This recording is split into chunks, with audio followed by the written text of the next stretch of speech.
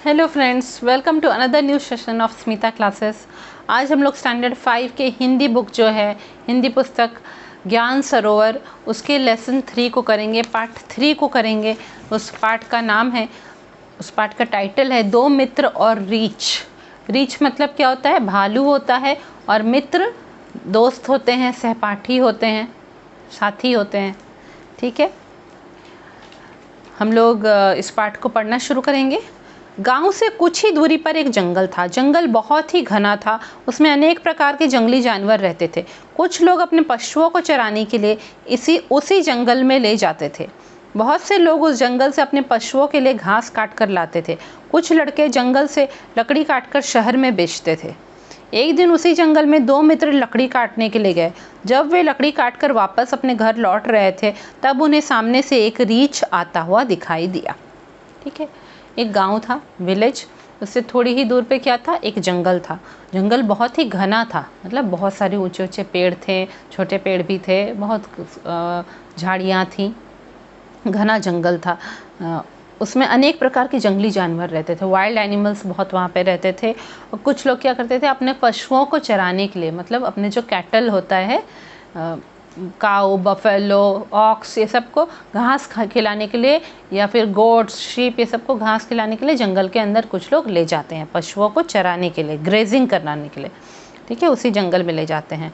और बहुत से लोग क्या करते थे, वो जंगल जाते थे और घास काट काट कर अपने घर ले आते थे, और घर में जो उनके डोमेस्टिकेटेड एनिमल्स रहते थे, जिन जानवरों को उन्होंने पाल के रखा था, उन्हें वह घास खाने के लिए देते थे।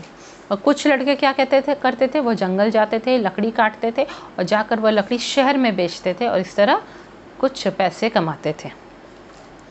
एक दिन जो है, दो मित्र जो हैं, दो दोस्त उसी जंगल में लकड़ी काटने के लिए गए।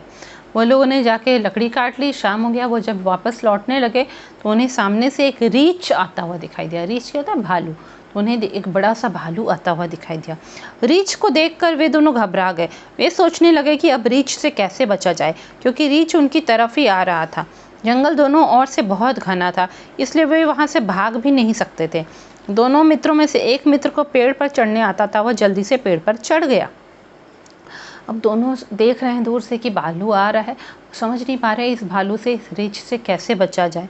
ठीक है, और जंगल बहुत ही घना था, सब तरफ बहुत घने घने पेड़ थे, और इसलिए वो भाग भी नहीं सकते थे, क्योंकि रीछ तो सामने की तरफ से आ रहा था, और पीछे तरफ से, उल्टे तरफ से वह भागते तो जंगल में और अंदर कहीं अंदर घुस जाते और दूसरे जंगली जानवरों से सामना हो जाता।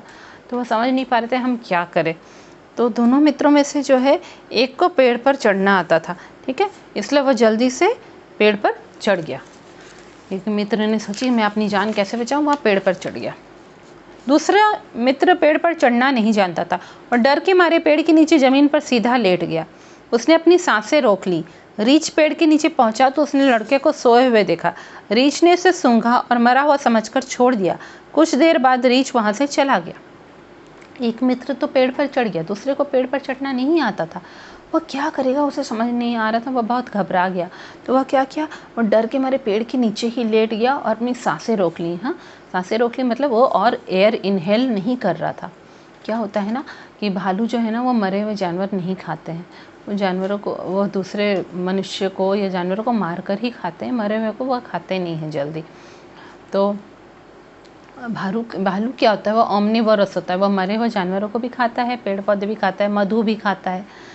ठीक है, तो वह भालू ने, जब वह भालू उस ज़मीन पे लेटे हुए मित्र के पास आया, तो मित्र को उसने सूंघ कर देखा कि मित्र सांस नहीं ले रहा है, तो उसे लगा वह मरा हुआ है। उसे छोड़कर भालू थोड़ा आगे चला गया, रीछ, और थोड़ी देर वहीं रुका रहा, फिर रीछ चला गया। पेड़ पर बैठे मित्र ने देखा कि रीछ वहाँ से बहुत दूर घने जंगल में चला गया है।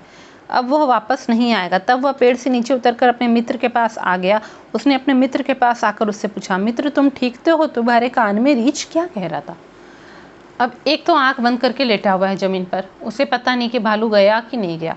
जो पेड़ पे बैठा था उसे दिखाई दिया कि भालू चला गया है। वह काफ़ी देर तक वेट करता रहा, जब तक कि भालू पूरे घने जंगल के अंदर नहीं घुस गया। जब वह देखा बिल्कुल भालू आंखों से ओझल हो गया, घने जंगल के अंदर घुस गया है, तब वह पेड़ से नीचे उतर आया। पेड़ से नीचे आके उसने अपने मित्र को उठाया और कहा कि मित्र तुम ठीक तो हो? भालू तुम्हारे कान के पास आकर क्या कह रहा था? असल में भालू क्या कर रहा था? भालू उसे सूंघ कर देख रहा था।